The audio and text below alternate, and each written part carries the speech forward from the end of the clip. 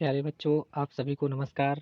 मैं एक बार फिर से उपस्थित हूँ आप सभी के साथ ऑर्गेनिक केमिस्ट्री की 100 क्वेश्चन की एक सीरीज़ लेकर, जो ग्रेजुएशन का ऑब्जेक्टिव पेपर है उसके महत्वपूर्ण 100 क्वेश्चन पे डिस्कशन हम लोग करेंगे, जो परीक्षा में आने लायक हैं या क्वेश्चंस कुछ उसके अंदर पूछे भी रहते हैं। आइए उन सभी पे डिस्कशन करते हैं। आप सबका पुनः स्वागत और आपके अपने चैनल एम के केमिस्ट्री अड्डा पर, और मैं हूँ मनीष कुशवाहा। तो स्टार्ट करते हैं पहले क्वेश्चन से। क्वेश्चन पूछ रहा है, which can not show tautomerism. Tautomerism isomerism का एक पार्ट है जिसमें हाइड्रोजन अपना स्थान बदलकर दूसरे एटम पर चला जाता है। और ये जानते हैं सबसे पहले कि टोटोमेरिज्म कौन से ऐसे कंपाउंड्स हैं जो शो कर सकते हैं। तो सबसे पहले हम देखते हैं कि अपने पास कोई अगर ग्रुप प्रेजेंट है, जैसे मान लिया अपने पास कार्बोनिल ग्रुप प्रेजेंट है जिसको सी डबल बॉन्ड ओ से प्रेजेंट करते हैं, और उसके दोनों तरफ मिथाइल ग्रुप अपना प्रेजेंट हुआ है, तो हम क्या पाएंगे कि इस फंक्शनल ग्रुप के जो पास में दोनों कार्बन है, इन दोनों कार्बन को अल्फा बोला जाएगा। और अल्फा पोजीशन पर उपस्थित जो हाइड्रोजन है उनको अल्फा हाइड्रोजन कहेंगे। तो वो अल्फा हाइड्रोजन क्या करेगा, मूव करेगा अपने पास के एटम के पास। तो हम देखते हैं कि इसमें किस तरीके से चेंजेशन हो सकता है। तो सबसे पहले देखते हैं कि अल्फा हाइड्रोजन किस किस कंपाउंड्स के पास प्रेजेंट है। तो अपना यहाँ पर एक जो कार्बोनिल ग्रुप प्रेजेंट है CO, इसके दोनों तरफ बेंजीन की रिंग है, कार्बन तो उसके अंदर प्रेजेंट है इस पोजीशन पे, लेकिन उस जगह पर हाइड्रोजन कोई भी उपस्थित नहीं है। अगर आप एल्डिहाइड की बात करते हैं तो एल्डिहाइड ग्रुप के पास जो बेंजीन की रिंग का कार्बन है, उस कार्बन के पास कोई भी हाइड्रोजन उपस्थित नहीं है, अतः उस पर हाइड्रोजन जो है वो कार्बोनिल पर ग्रुप चेंज नहीं हो सकता है।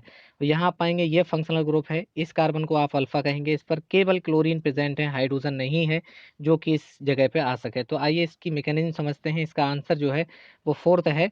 तो किस तरीके से जो ये ग्रुप जो है वो चेंज हो पाएगा, तो हम बेंजीन की रिंग को आसानी के लिए C6H5 लिखे लेते हैं। सिंगल बॉन्ड से C, डबल बॉन्ड से O, सिंगल बॉन्ड से जो CH3 है इसका CH2 और एक H जो है वो हमने अलग करके लिख लिया। यहाँ से क्या होगा कि हाइड्रोजन मूव करेगा, जिससे इसके पास आएगा प्लस, इसके पास माइनस आएगा। जैसे ही इसके पास माइनस आएगा तो ये कार्बोनिल ग्रुप की ब्रेकिंग होगी और यहाँ पॉजिटिव, तो यहाँ नेगेटिव आएगा। तो आप क्या पाएंगे कि ये जो डबल बॉन्ड है वो सिंगल हो जाएगा और ये भी यहाँ से ब्रेक हो जाएगा और इस जगह पे डबल बॉन्ड बन जाएगी। तो जो नया इसका टोटोमर जो बनेगा वो C6H5, single bond C, single से OH और डबल बॉन्ड से CH2 अपना कंपाउंड बनेगा। तो हम कह सकते हैं जो टोटोमेरिन शो करेगा तो वो चौथा ऑप्शन है, और वो क्वेश्चन में पूछ रहा है कैन नॉट शो। तो ऐसे तीनों ही विकल्प ऐसे हैं जो अल्फा हाइड्रोजन जिनके पास नहीं है और टोटोमेरिन शो नहीं करेंगे, इसलिए इस क्वेश्चन के अंदर नॉट नहीं होना चाहिए था। विच कैन नॉट शो टोटोमेरिन, तो तीनों आंसर ऐसे हैं जो नहीं करेंगे, और कौन सा ऐसा है जो करना चाहिए, तो वो चौथा है। तो आपने यहाँ देखा इसका जो CH3 का H है वो यहाँ पे चल के आ गया। इसको टोटोमेरिन को हिंदी में चला व्यवता भी कहते हैं। चलिए अगले क्वेश्चन पे डिस्कशन करते हैं।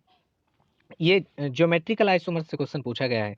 विच of the following is E isomer. E isomer कहें या ट्रांस कह दें, इसी का दूसरा नाम होता है ट्रांस, यानी ट्रांसपोजिशन को ई से डिनोट करते हैं। तो ई जो है वो CIP रूल से रखा जाता है। हम लोग कैसे जानेंगे ट्रांस है, अभी तक तो जैसे सिंपली पढ़ा जाता था, C डबल बॉन्ड C से अपने दोनों, अगर मान लीजिए इधर H है इधर CH3 है और दोनों मिथाइल ग्रुप एक साइड जो है प्रेजेंट है, तो हम लोग क्या कहेंगे, अगर सेम साइड अगर प्रेजेंट है तो उसको सिस कहा जाता था।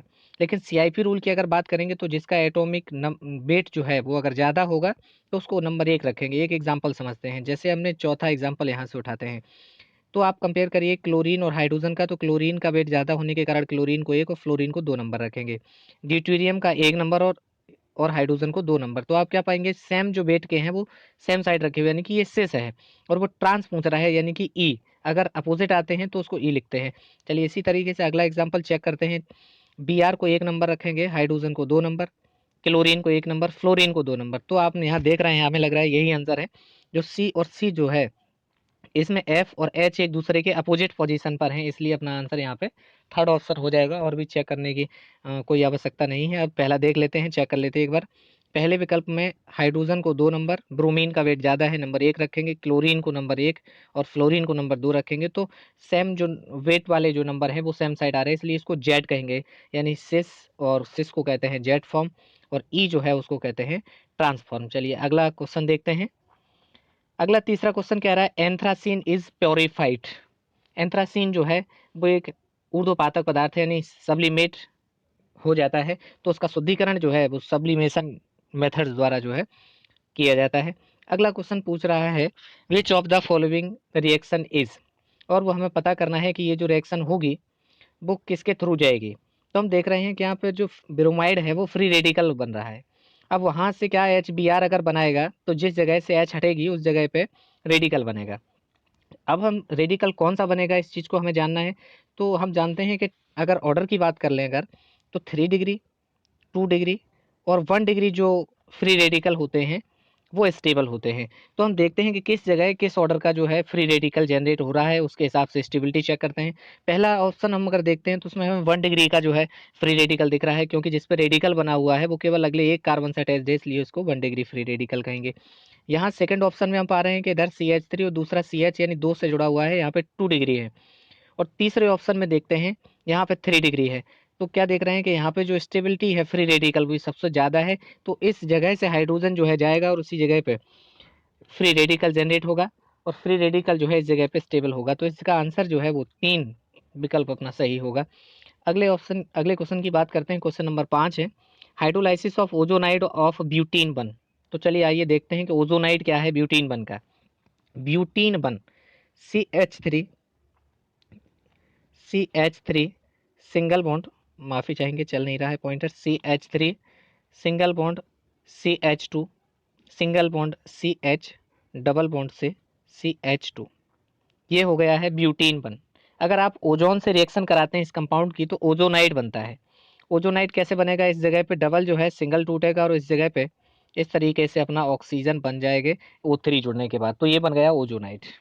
अब ओजोनाइड का हाइड्रोलाइसिस वो कह रहा है कि हाइड्रोलाइसिस कराना है, तो हाइड्रोलाइसिस कराते तो इस तरीके से यहाँ से बॉन्ड ब्रेक हो जाती है और अपने पास एक CH2O यानी कि HCHO कहेंगे, और दूसरा जो है वो CH3 CH2 और CHO बनता है, यानी कि एक प्रोपनेल्डिहाइड कहें और दूसरा फॉर्मेल्डिहाइड CH2O। तो अपना विकल्प जो है वो सही होने वाला है तीसरा, जिसमें आंसर है प्रोपनेल्डिहाइड एंड फॉर्मेल्डिहाइड। चलिए नेक्स्ट क्वेश्चन देखते हैं। क्वेश्चन नंबर 6 कह रहा है प्रोपाइन, यानी कि वो ट्रिपल बॉन्ड की ही बात कर रहा है, CH3 single bond C triple bond CH, ये हो गया अपने पास प्रोपाइन। और वो कह रहा है कि प्रोपाइन को जल अपघटित कराते हैं और प्रेजेंस जो है वो 1% HgSO4 और ये 20% का H2SO4 लेके जब जल अपघटन कराया जाता है तो इस रिएक्शन के अंदर एसिटल्डिहाइड बनता है, CH3 सिंगल बॉन्ड CHO। यहाँ पे थोड़ी सी मिस्टेक है, इसके अंदर ऑप्शन नहीं दिया है। ये प्रोपाइन जो है अगर इसके साथ आप जल अपघटन कराएंगे तो एसीटोन बनेगा, क्योंकि यहाँ 3 कार्बन है, तो इस जगह पे C double bond O single से CH3, क्या देखेंगे आप यहाँ पे आएगा OH और इसके अंदर आएगी CH2। ध्यान दीजिएगा फिर से, अगर प्रोपाइन है CH3 single bond C triple bond CH, तो बॉन्ड इस तरीके से यहाँ ब्रेक होगा और जैसे आप जल अपघटन कराएंगे तो CH3 सिंगल बॉन्ड C इसके पास पॉजिटिव आएगा तो वाटर का मालिक्यूल का जो OH है इस जगह पे जुड़ जाएगी और ये डबल रहेगा, और CH2 के साथ CH के साथ एक H जुड़ जाएगी तो ये CH2 बन जाएगा। और हम देखेंगे अभी एग्जांपल देखा था, इसका H जो है वो टोटोमर के द्वारा यहाँ पे चला जाता है, और तो ये 3 कार्बन का जो है carbonyl compound CH3 C double bond O single bond CH3 जो है एसीटोन बनेगा। तो हम पा रहे हैं कि यहाँ पे जो आंसर है प्रोपाइन का जल अपघटन अगर करा दिया जाए H2SO4 और HgSO4 की उपस्थिति में तो एसीटोन बनता है। अगर इसी क्वेश्चन में यहाँ पर अगर वो दे देता CH ट्रिपल बॉन्ड CH और उसके बाद जल अपघटन करा देता तो अपना आंसर 2 कार्बन का CH3 सिंगल बॉन्ड CHO हो जाता है। तो इसका आंसर जो है प्रोपाइन की वजह से एसीटोन सही होगा। चलिए अगला क्वेश्चन देखते हैं।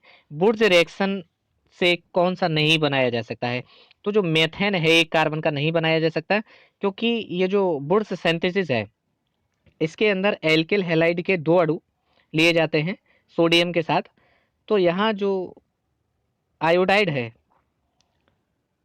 वो Na के साथ बना के निकल जाता है और R सिंगल बॉन्ड R बनता है। तो हम कह सकते हैं कि इस जगह पे जो है सिमेट्रिकल एल्केन्स बनते हैं, तो एक कार्बन का जो है कोई भी एल्केन नहीं बनाया जा सकता, इसलिए हम कहेंगे इसमें मेथेन जो है नहीं बनाया जा सकता है। आंसर अपना मेथेन सही होगा इसका। क्वेश्चन नंबर नेक्स्ट देखते हैं। क्वेश्चन पूछ रहा है which of the following alkene will react faster H2 hydrogenation। किसका अगर H2 से रिएक्शन कराते हैं किसी एल्कीन का, किसका जो है H2 से योग आसानी से हो जाएगा। तो हम सबसे पहले जान लेते हैं कि मोर सब्स्टिट्यूटेड एल्कीन जो होती है वो ज़्यादा स्टेबल होती है। एल्कीन ये जानना है, इसकी जगह पे H प्रेजेंट है, तो ये अपना एथिलीन हो गया, ये बिल्कुल भी सब्स्टिट्यूटेड नहीं है। इसकी जगह पे अगर आप सब्स्टिट्यूट करते हैं और H हटा के R लगाते हैं तो ये सबसे स्टेबल एल्कीन का जो है कंपाउंड बनने वाला है। अब इसके बाद वो पूछ रहा है कि किसका फास्टर हो जाएगा। तो जो ट्रांस होती है, जो ट्रांस एल्कीन होती है अपनी, ट्रांस एल्कीन को कैसे बनाएंगे, जिनमें दो ग्रुप जो है सेम पोजीशन पर प्रेजेंट रहेंगे और एक हाइड्रोजन जो है प्रेजेंट है। ये जो सेम पोजीशन पर जो प्रेजेंट है इसका हाइड्रोजिनेशन जो है आसानी से किया जा सकता है, और जो मोर सब्स्टिट्यूटेड है वो ज़्यादा स्टेबल होने के कारण इतनी जल्दी से आसानी से नहीं, हाइड्रोजिनेशन आसानी से नहीं हो पाता है। तो अपना आंसर जो है इसका सेकंड सही होगा। अगले क्वेश्चन की बात करते हैं। क्वेश्चन नंबर 9 पूछ रहा है x heated with soda lime gives ethane. X बताना है क्या है और सोडा लाइम के साथ गर्म किया जाता है। तो इस रिएक्शन को जनरली हम लोग रिप्रेजेंट कर सकते हैं कि NaOH लिया है आपने और इसके ऊपर जो है CaO। तो NaOH और CaO के मिक्सर को जो है हम लोग सोडा लाइम कहते हैं जनरली। और वो कह रहा है कि इथेन बनता है। इथेन का मतलब CH3 सिंगल बॉन्ड CH3 दो कार्बन का। तो यहाँ जो हमें एक्स लेना पड़ेगा, इसके अंदर दो कार्बन का होना चाहिए। तो इस जगह पे हम लोग CH3 CH2 COO Na, अगर आप इस टाइप का अगर कंपाउंड लेते हैं तो ये जो Na है इससे रिएक्शन करके Na2CO3 बनाएगा और ये CH3 CH2 SH के साथ CH3 सिंगल बॉन्ड CH3 बनाएगा और NO2CO3 जो है निकल गया। तो ये प्रयोगशाला बनाने की मेथड की विधि भी थी जो हम लोगों ने पढ़ी थी कि इसके अंदर क्या होता था कि सोडियम एसीटेट को सोडा लाइम के साथ गर्म कराते थे और मेथेन प्राप्त होती थी। इस जगह पे एथिल सोडियम का जो प्रोपियोनेट है 1 2 3 कार्बन का, उसको हम लोग रखेंगे और एथेन हमें प्राप्त होगी। चलिए अगला क्वेश्चन नंबर 10 देखते हैं। क्वेश्चन पूछ रहा है addition of propylene with HBr is against the Markovnikov rule in the presence of. अगर प्रोपलीन जो है HBr से रिएक्शन अगर प्रोपलीन से कराएंगे और मार्कोनी-कोफ के अपोजिट अगर जा रहा है तो वो प्रोपिल बेंजोइल परऑक्साइड, कोई भी परऑक्साइड की अगर प्रेजेंस में अगर हम कराएंगे तो इसके अंदर एडिशन जो है वो मार्कोनी-कोफ के अनुसार नहीं होगा। तो हम देखते हैं कि रिएक्शन किस तरीके से बनेगी। प्रोपलीन की बात करते हैं CH3 single bond CH double bond CH2, और अगर HBr से रिएक्शन करा रहे हैं और एरो के ऊपर अगर आपने परऑक्साइड अगर ले लिया है तो ये जो सब हाइड्रोजन जो है वो उस जगह पे जुड़ेगा जहां संख्या कम है। तो इसको लिखेंगे CH3 सिंगल बॉन्ड CH2 और सिंगल बॉन्ड से CH2 पे Br। चलिए अगला क्वेश्चन देखते हैं। क्वेश्चन नंबर 11 है which of the following can distinguish propyne from propene. किस तरीके से हम विभेद कर सकते हैं प्रोपाइन और प्रोपीन, यानी कि प्रोपाइन की बात कर रहा है यानी कि ट्रिपल बॉन्डेड कंपाउंड और डबल बॉन्डेड कंपाउंड के अंदर। तो आप यहाँ पर समझ लीजिए कि अगर किसी के अंदर डबल बॉन्ड प्रेजेंट है तो उसको हम ब्रोमीन वाटर के द्वारा जांच कर सकते हैं, KMnO4 के द्वारा जांच कर सकते हैं। लेकिन अगर ट्रिपल बॉन्ड अगर हमें पता करना है तो उसके लिए दो टेस्ट होते हैं। आप क्यूप्रस क्लोराइड से रिएक्शन करा सकते हैं या अगली रिएक्शन है सिल्वर नाइट्रेट के साथ, अमोनियम है सिल्वर नाइट्रेट विलयन के साथ अगर कराते हैं तो डिस्टिंग्विश कर सकते हैं, यानी कि हम इसके अंदर विभेद कर सकते हैं। सिल्वर नाइट्रेट विलयन से इसका विभेद हम लोग जो है कर सकते हैं। क्वेश्चन नंबर 12 देखते हैं। क्वेश्चन पूछ रहा है acetylene can be prepared from ovarian reaction. किससे हम लोग एसिटिलीन जो है बना सकते हैं। तो इसमें आप आंसर देख सकते हैं, जैसे अलग अलग रिएक्शंस दी गई हैं। तो इससे एथिलीन बनती है, इससे एथेन बनता है और ये CO2 इससे निकल जाती है, हाइड्रोजन बनता है, इलेक्ट्रोलाइसिस की रिएक्शन है। तो हम लोग किस तरीके से इस रिएक्शन को लिख सकते हैं, ये है CHI3 plus 6Ag plus CHI3 को फिर से हमने इस तरीके से लिख दिया CHI3। तो आप यहाँ देखेंगे कि जो 6I जो है 6Ag के साथ 6AgI बनेगा और CH ट्रिपल बॉन्ड CH यहाँ पे जो एसिटिलीन है वो फॉर्मेशन हो रहा है और 6AgI जो है निकल जाएगा। तो वो एसिटिलीन बनाने की एक विधि है। अगली बड़ा ही आसान क्वेश्चन है इन द फॉलोइंग हाइड्रोकार्बन। वो क्वेश्चन पूछ रहा है कि हाइब्रिडाइजेशन हमें इस क्वेश्चन के अंदर बताना है इस कंपाउंड के अंदर 135 पोजीशन पर। तो यहाँ आप देखिए 1 पोजीशन जो है अपनी उस जगह पे ट्रिपल बॉन्ड प्रेजेंट है। अगर वो तीसरे की बात कर रहा है तो सिंगल बॉन्ड प्रेजेंट है। अगर वो पांचवें की बात कर रहा है तो डबल बॉन्ड प्रेजेंट है। तो जैसा कि हम लोग जानते हैं कि अगर ट्रिपल बॉन्ड अगर प्रेजेंट है, इसका मतलब उसके अंदर 2 पाई हैं, और 2 पाई होने का मतलब है sp, और ये एल्केन से जुड़ा हुआ है तो ये sp3 हाइब्रिडाइज्ड है, और ये डबल बॉन्डेड है तो ये sp2 हाइब्रिडाइज्ड है। तो हम देखेंगे उसने 135 पूछा है, तो 1 sp, sp3 और sp2, तो अपना जो करेक्ट आंसर होगा वो फर्स्ट हो जाएगा। क्वेश्चन नंबर 14 देखते हैं। इथेन बनाने की जो रिएक्शन है वो पूछ रहा है कि इथेन जो है एल्कीन, एल्कीन का फॉर्मेशन किससे किया जा सकता है, एल्कीन जो है हम लोग किस रिएक्शन से बना सकते हैं। तो यहाँ आप रिएक्शन देखेंगे, C2H5Br का एल्कोहलिक KOH से कराएंगे तो एल्किल हैलाइड का एल्कोहलिक KOH से कराने पर डिहाइड्रेशन हो जाता है। तो हम लोग ऐसे लिख सकते हैं CH3 single bond CH2 single bond Br। अगर आप एल्कोहलिक सॉरी एक्वस अगर KOH का यूज अगर आप करते हैं तो डीहाइड्रो हेलोजिनेशन हो जाएगा, तो यहाँ से हेलोजन और इसके पड़ोसी से एक हाइड्रोजन हटेगा, तो आप पाएंगे कि CH3 का रह गया है CH2, और अगले का भी हटेगा तो इस जगह पर भी CH2 रह जाएगा। तो CH3 CH2 Br से जब एक Br और यहाँ से H डीहाइड्रो हेलोजिनेशन हो जाता है तो एल्कीन बन जाती है। क्वेश्चन नंबर 15 देखते हैं। वो पूछ रहा है टेफ्लान, टेफ्लान जो है वो एक पॉलीमर है, वो कह रहा है कि इसका मोनोमर क्या होता है। तो सामान्य तौर पे जो टेफ्लान की जब हम बात करते हैं तो सिंगल बॉन्ड से CF2, सिंगल बॉन्ड से CF2 का एक बॉन्ड खोलते हुए होल एन लगाते हैं, इस तरीके से टेफ्लान जिससे नॉन स्टिकी बर्तन बनाए जाते हैं। तो बेसिकली ये जैसे एल्कीन होता है तो टेट्राफ्लोरोएथिलीन, यानी कि दोनों H को सब्स्टिट्यूट कर देते हैं हाइड्रोजन के द्वारा तो टेट्राफ्लोरोएथिलीन बन जाता है, और ये मोनोमर है इस जो टेफ्लान है जिसके नॉन स्टिकी बर्तन बनाए जाते हैं।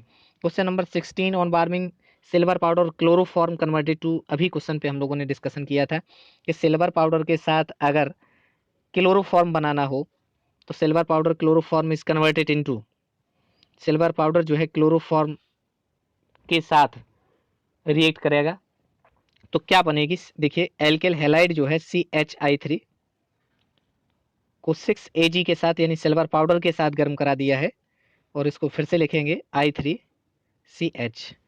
तो यहाँ पे ये जो है 6 AgI बना के निकलेगा, और CH ट्रिपल बॉन्ड CH यानी जिसको हम लोग कहते हैं एसिटिलीन, एसिटिलीन जो है बनेगी। यहाँ पे क्वेश्चन में कुछ थोड़ा सा अधूरा है। ऑन बार्मिंग with silver powder chloroform is converted into, तो ये CHI के साथ क्लोरोफॉर्म को गर्म किया जाता है तो क्लोरोफॉर्म बदल जाता है एसिटिलीन के अंदर। हाँ ठीक है, क्लोरोफॉर्म है, इसकी जगह पे CHCl3 लेंगे तो 6 AgCl निकल जाएगा, सही है, कंप्लीट है। एसिटिलीन जो है इसका अपना आंसर होगा। क्वेश्चन नंबर 17 की बात करते हैं।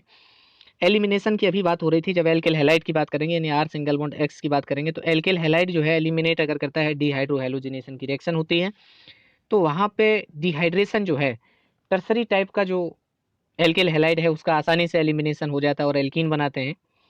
तो ये ऑर्डर अपना जो टर्सरी सेकेंडरी और प्राइमरी जो है एल्किल हैलाइड के एलिमिनेशन का ऑर्डर होगा। क्वेश्चन नंबर 18 की बात करते हैं। विच of the following has maximum dipole moment, तो हम लोग जानते हैं कि जो मिथाइल क्लोराइड है CH3Cl, इसका जो डायपोल मोमेंट है वो अधिक होता है। डायपोल मोमेंट जो है किसी मोर इलेक्ट्रोनेगेटिव की तरफ शो किया जाता है, जैसे इस तरीके से अगर हम आप इसको CH3Cl को लिखते हैं तो डायपोल मोमेंट का डायरेक्शन कुछ इस तरीके से जो है लिखा जाएगा। क्वेश्चन नंबर 19 पे डिस्कसन करते हैं, फिर से डिहाइड्रेशन का क्वेश्चन है। याद कर लीजिए जब किसी रिएक्शन के अंदर H2SO4 कंसंट्रेटेड H2SO4 के साथ वार्म किया गया है, हीट किया गया है, तो डिहाइड्रेशन होगा। अब क्वेश्चन ये है कि क्या बनेगा। हम जानते हैं कि एल्कोहल है या एल्किल हैलाइड है, डिहाइड्रेशन पर एल्कीन देता है। अब प्रश्न ये बनता है कि कौन सी एल्कीन देता है, तो हम जानते हैं कि जो स्टेबल एल्कीन है उसका फॉर्मेशन होता है, और स्टेबल एल्कीन कौन सी है, सब्स्टिट्यूटेड, मोर सब्स्टिट्यूटेड एल्कीन जो है, मोर सब्स्टिट्यूटेड एल्कीन ही स्टेबल होती है। तो आइए जरा देखते हैं कि जो H2SO4 है वो क्या इस रिएक्शन के अंदर वर्क करता है। तो एसिड से आता है H पॉजिटिव, और हम जानते हैं कि ऑक्सीजन के पास होता है लोन पेयर, ये लोन पेयर इसको एब्जॉर्ब करेगा, और ये ऑक्सीजन एब्जॉर्ब करने के बाद OH2 बनाएगा, प्लस होगा, तो इस कार्बन से ये यहाँ से ब्रेक होगा और CH2 वाले कार्बन से जो है यहाँ पे पॉजिटिव हो जाएगा, यानी कार्बोकैटाइन बन गया। अब हम जानते हैं कि कार्बोकैटाइन यहाँ प्राइमरी टाइप का बना है, जबकि टर्सरी टाइप का जो कार्बोकैटाइन है वो स्टेबल होता है। तो यहाँ से आप देखेंगे कि मिथाइल शिफ्ट होगा, यहाँ से क्या होगा, यहाँ पॉजिटिव होगी, इस जगह पे नेगेटिव होगा, और ये इसके अंदर जुड़ जाएगा जाके। तो हम यहाँ क्या देखेंगे, जब यहाँ से हटेगा उस वाले पे जुड़ जाएगा तो ये जो एल्कीन बनेगी इस जगह पे डबल बॉन्ड आ जाएगा, और इसके साथ जो है CH3 अटैच्ड हो जाएगी जाके। तो हम कह सकते हैं कि CH3 सिंगल बॉन्ड CH3, और जो CH3 CH2 से चला गया।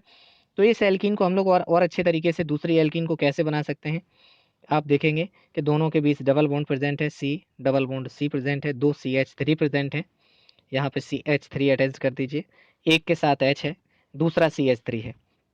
तो दो तरीके से हम इसका आंसर जो है जांच कर सकते थे कि इसके अंदर, इस रिएक्शन के अंदर कार्बोकैटायन जो है फॉर्मेशन होता है, और कार्बोकैटायन 3 डिग्री जो है वो मोर स्टेबल है, तो यहाँ से मिथाइल शिफ्ट होती है और इस जगह पे कार्बन पे पॉजिटिव जनरेट होता है जो कि 3 डिग्री है। या इसके अलावा आप कह सकते हैं कि जो एल्कीन जो बनी है उसमें हमने देखा है कि मोर सब्स्टिट्यूटेड एल्कीन मोर स्टेबल होती है। तो तीनों ऑप्शन देखने के बाद हम एलिमिनेट करके अपने आप ही बता सकते हैं कि सेकेंड ऑप्शन जो है इसमें मोर सब्स्टिट्यूटेड एल्कीन बन रही है, तो यही अपना आंसर भी होगा।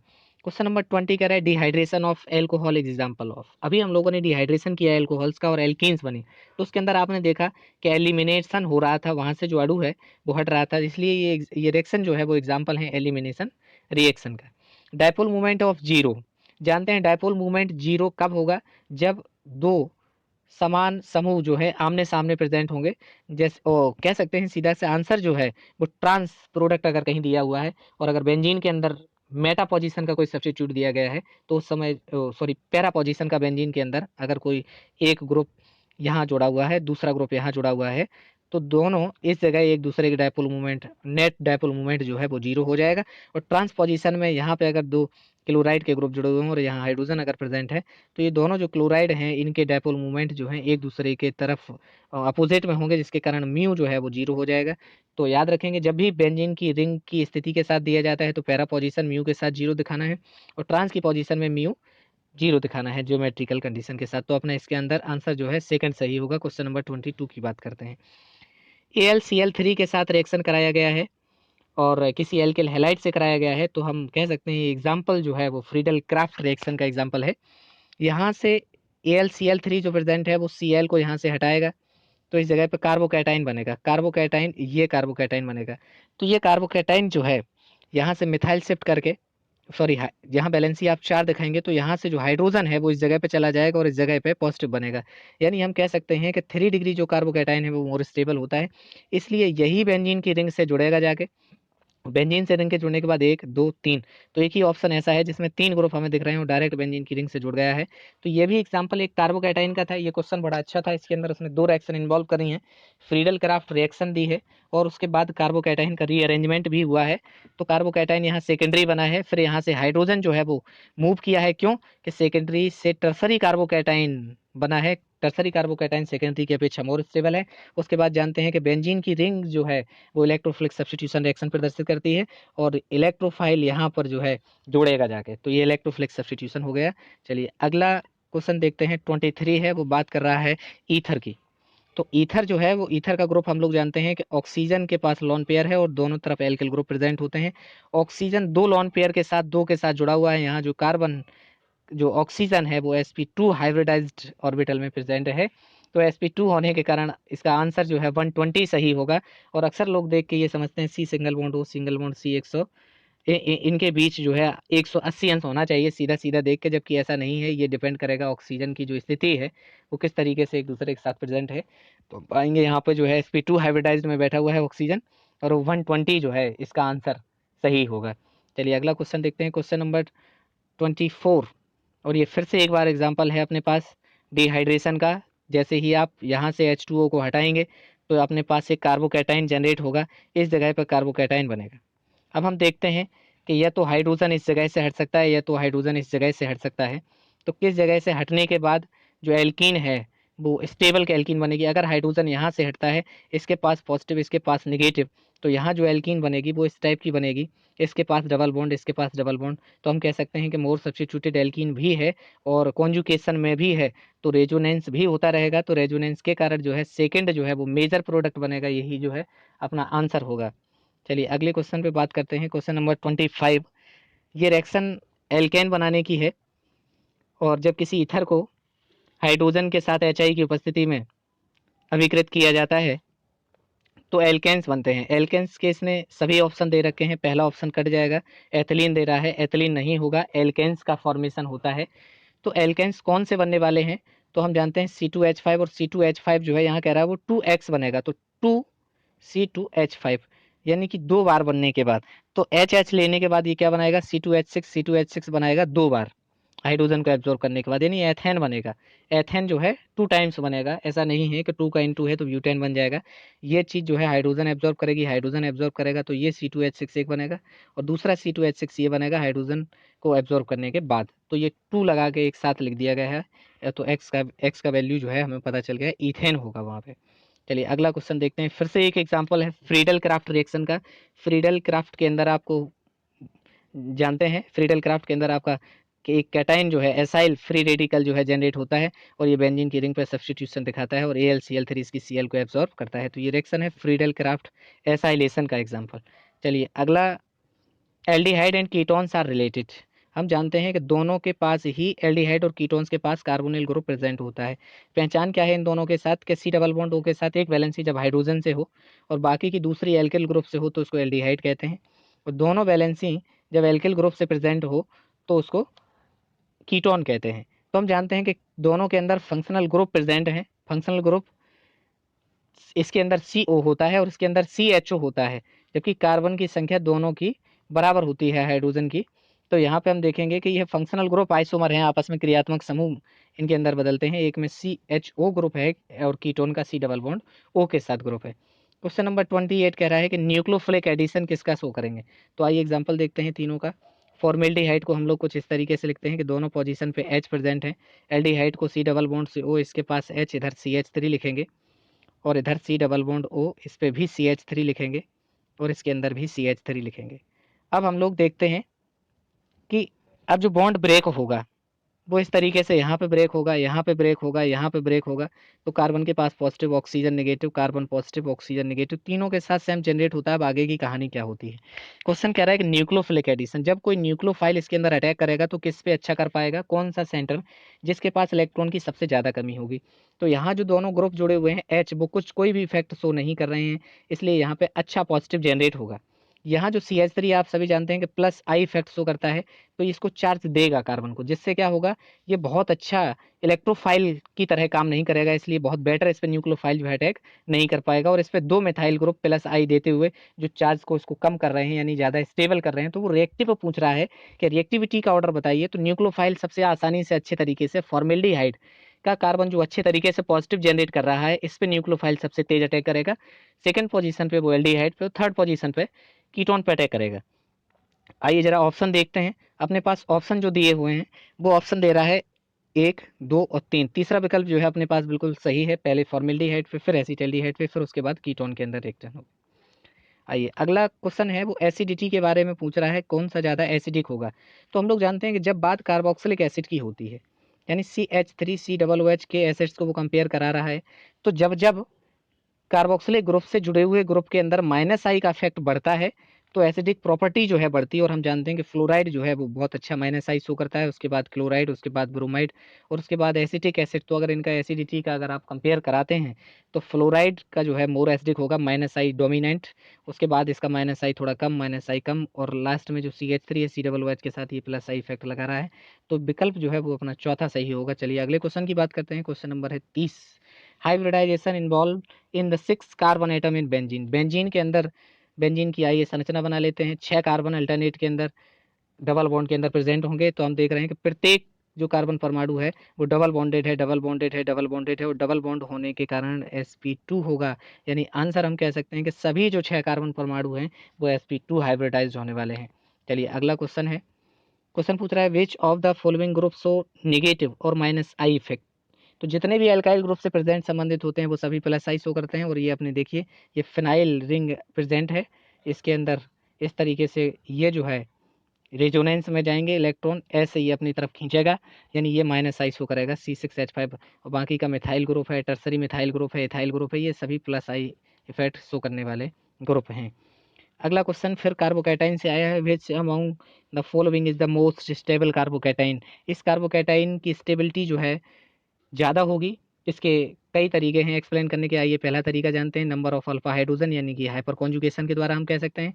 इसके अंदर alpha hydrogen 9 alpha hydrogen present हैं और टोटल 10 रेजोनेटिंग स्ट्रक्चर बनेंगी जो सबसे ज़्यादा स्टेबल हैं। या किसी भी चार्ज स्पीसीज का जो स्टेबिलिटी है उसको देखने के लिए हम लोग देखते हैं कि जो भी ग्रुप चार्ज के मैग्नीट्यूड को कम कर रहे होंगे वो स्टेबल बनाते हैं। और हम जानते हैं जो CH3 ग्रुप है वो इंडक्टिव के द्वारा प्लस आई जो है शो करता है। तो यहाँ पे इसको दे के इस कार्बन के चार्ज को सबसे ज़्यादा 3 मिथाइल ग्रुप दे के कम कर रहे होंगे, तो इंडक्टिव के द्वारा भी बता सकते हैं और हाइपर कॉन्जुगेशन से भी बता सकते हैं।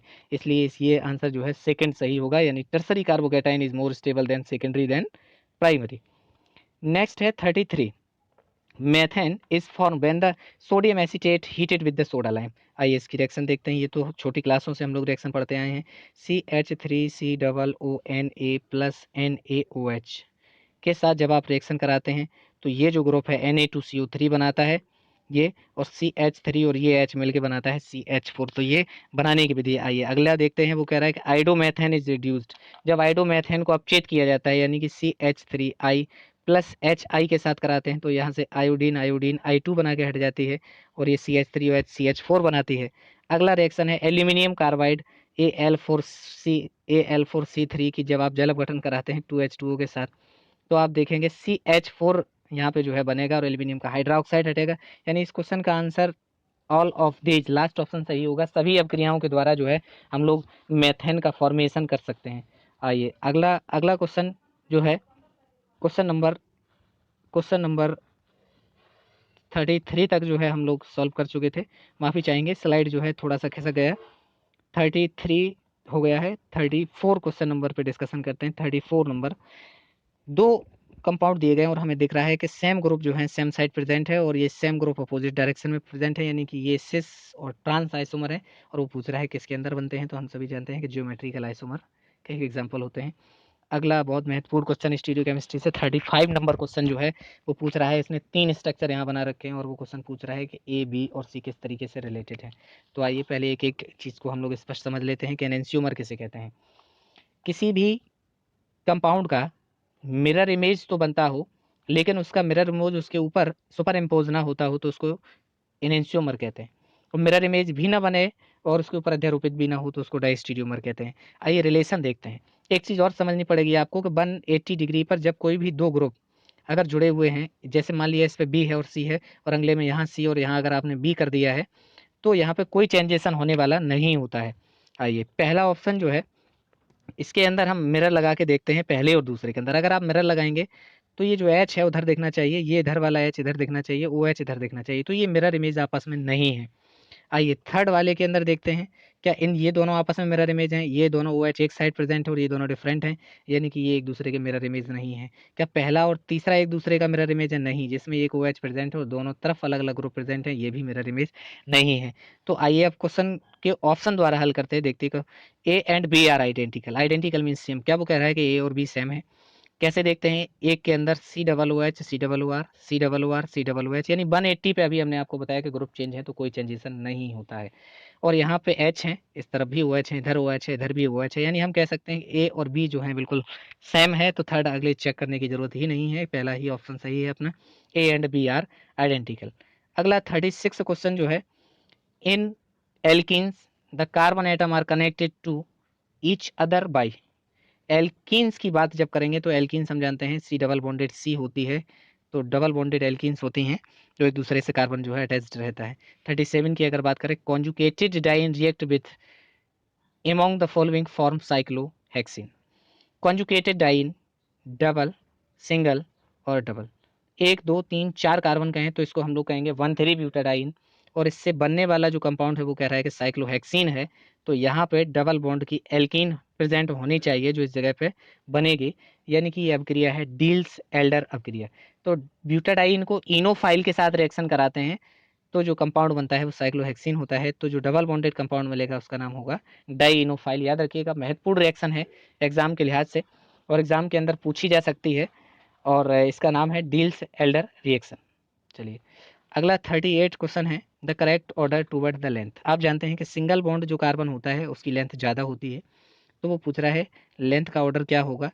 तो ये पहला जो है वो अपोजिट है, सेकंड जो है बिल्कुल करेक्ट है, थर्ड की जो लेंथ है वो कम होती है। आइए डिस्कशन कर लेते हैं। 1.20 angstrom triple bond, 1.34 angstrom double bond और 1.54 एंगस्ट्राम सिंगल बॉन्डेड होती है, यानी सिंगल बॉन्ड की सबसे ज़्यादा है, तो अपना सेकंड ऑप्शन जो है सही होगा।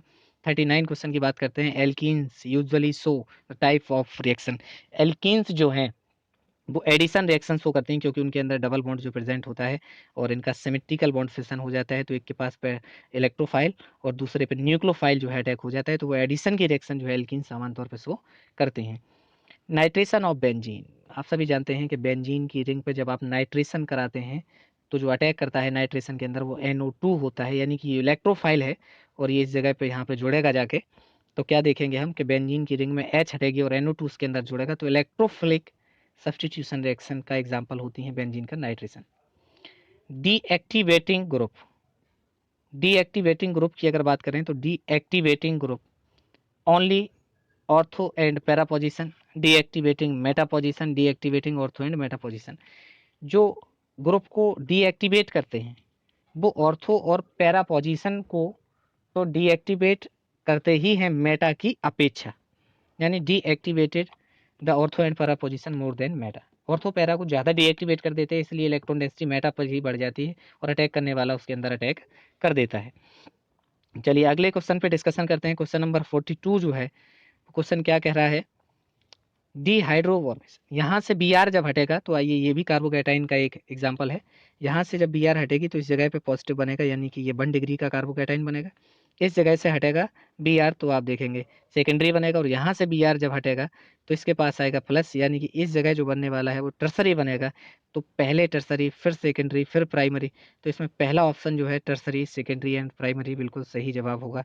43 की बात करें, वो रिएक्शन SN1 की बात कर रहा है कि SN1 मैकेनिज्म के लिए हम जानते हैं सब्स्टिट्यूशन न्यूक्लियोफिलिक यूनिमोलिकुलर एग्जांपल्स होती हैं, फर्स्ट ऑर्डर को फॉलो करती हैं, 2 स्टेप्स में होती हैं।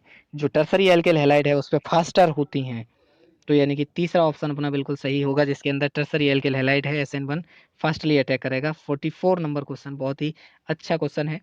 Name of the following compound is hexadiene, 6 carbon तो हमें दिख ही रहे हैं, लेकिन वो पूछ रहा है किस टाइप की एल्कीन है। फिर एक बार समझ लेते हैं कि सिस एल्कीन को हम लोग जेड कहते हैं और ट्रांस जो होती है उसको ई कहते हैं। तो इस एल्कीन की तुलना कर लेते हैं, तो ये जो अपोजिट ग्रुप हैं एक दूसरे के अपोजिट हैं, और इसकी बात कर लेते हैं फिर एक दूसरे के अपोजिट हैं, यानी कि दोनों ही ई हैं। तो ऐसा विकल्प जो है केवल चौथा आंसर जो है एक ही दिख रहा है हमें, ऑप्शन 2E4E24 हेक्साडाइन इसका आंसर होगा। क्वेश्चन नंबर 45 की बात करते हैं। The correct choose the incorrect option regarding the isomerism, isomerism के रिगार्डिंग हमें इनकरेक्ट ऑप्शन बताना है। आइसोमर्स जो होते हैं याद रखिएगा, उनकी फिजिकल और केमिकल प्रॉपर्टीज होती हैं वो डिफरेंट होती हैं, सेम मॉलिक्यूलर फार्मूला के होते हैं। अरे लेकिन क्वेश्चन में क्या ऑप्शन में दिया है, they have the different molecular formula, यही गलत है, यही गलत है। पूछा है उसने, होना चाहिए था सेम मॉलिक्यूलर फार्मूला, लेकिन है क्या डिफरेंट मॉलिक्यूलर फार्मूला, तो ये इनकरेक्ट बात है। तो अपना आंसर जो है सेकंड सही हो जाएगा। और ज्योमेट्रिकल ऑप्टिकल स्टीरियो आइसोमर के 2 पार्ट होते हैं, ये भी सही है, और स्ट्रक्चरल और स्टीरियो 2 प्रकार की आइसोमेरिज्म होती है, ये भी सही है। 46 नंबर की बात करते हैं, तो गॉच कन्फर्मर की बात करते हैं, तो मिथाइल ग्रुप प्रेजेंट होते हैं गॉच कन्फर्मर की। अगर आप मान लीजिए कि अगर ब्यूटेन का बना हुआ है तो पहला जो है CH3 यहाँ प्रेजेंट होगा, दूसरा CH3 यहाँ, दोनों के बीच 60 डिग्री एंगल होना चाहिए, उसको हम लोग कहते हैं गॉच कन्फर्मेशन। तो 60 डिग्री इसका आंसर सही होगा। अगले क्वेश्चन की बात करते हैं, क्वेश्चन बहुत ही अच्छा है, स्टीरियो से क्वेश्चन फिर से है। एक बार यहाँ पे मिरर लगा के देखते हैं, अगर मिरर लगाएंगे तो H यहीं देखेगी, C2H5 यहीं देखेगा, इधर का वो H इधर देखेगा, लेकिन इधर का H दिखना चाहिए था, यहाँ पर नहीं दिख रहा है। इसका मतलब मिरर इमेज भी नहीं है, सुपर इम्पोज भी नहीं होगा।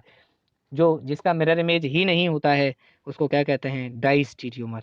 अगर एक जैसा होता तो आइडेंटिकल, और अगर मिरर इमेज बन जाता है तो इनेंशियोमर होता, इसलिए ये क्या है, इसका मिरर इमेज नहीं बन रहा है, ये क्या है, डाइस्टीरियोमर है। चलिए अगला ऑप्शन देखते हैं।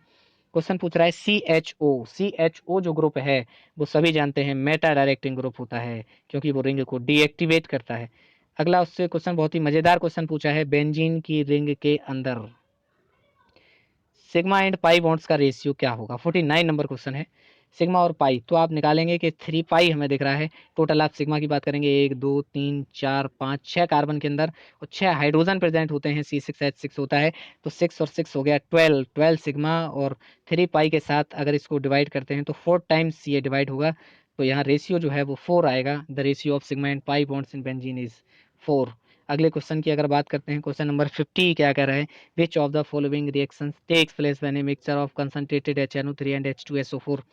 जब आप HNO3 के साथ H2SO4 के साथ कराते हैं तो ये एग्जांपल है नाइट्रेशन का, नाइट्रेशन नाइट्रीकरण का, और ये जनरेट करता है 350 डिग्री सेल्सियस पे कराते हैं, तो नाइट्रीकरण इसका हो जाता है।